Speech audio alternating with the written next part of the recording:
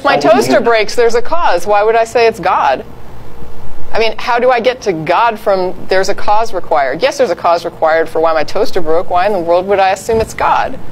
Do you understand that, like, if there's an argument that's framed a certain way, you can sometimes take that framing and apply it in another area to help somebody kind of understand why the argument doesn't work, right? So sometimes people will give the example of, you know, after this, therefore, because of this, and they want to illustrate how that might not work, and they'll give different examples, and they'll say, like, you know, every morning my rooster crows right before the sun comes up, therefore my rooster crowing causes the sun to come up.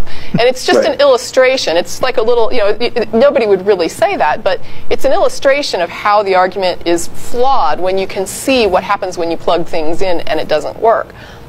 And so what I tend to do is I look at the frame of God exists and causes this thing happened, therefore God. And that's kind of what Kalam falls into. And there's a lot of arguments that apologists put forward that fall into the same framing.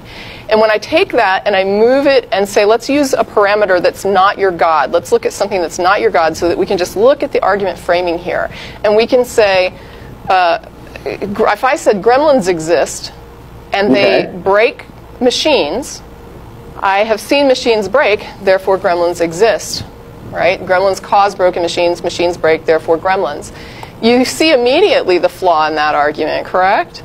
Correct. So if somebody says to me, God created the universe is here, therefore God, it's the same framing, right? So it's the same argument.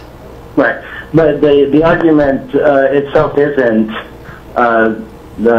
God created the universe exists, therefore God exists. It kind of is. It's sort of the same argument with the Bible. They'll say, like, you know, God wrote the Bible, and I know this because if I look at the Bible, I see all these things that are just what a God would do. Right. And the universe thing is kind of the same way. They sit there and they look at the universe as it is and say, this is exactly the kind of universe that God would make. And I can say, this is exactly the kind of thing a gremlin would break. The fact is, I don't know what a gremlin would break because I don't know anything about gremlins. I've never examined one. And no one really that I think it's fair to say that we can probably discount someone saying they've examined a God and they can tell us what a God does or how it works and the mechanism of God. Okay, so if we're there, I mean, nobody knows what kind of universe a God would make or if a God even exists. There's a line that says things that don't exist can't be the cause of other things, which it's just, you know, I mean, it's nothing fancy about it. It's just a reality. And the idea is, unless a God exists, it could not have created this universe. It could not have created it in any way that it would have existed. We can't say what kind of a universe a God would create because we don't know what a God is. We don't know what it would create if it even exists or what it would do if it did exist. And so when we're looking at this universe as evidence of a God, we really don't even know what we're evaluating here. We first have to examine this God or have some information about the God in order to make some kind of an informed judgment about what it would do or how it would do it, and we don't have that.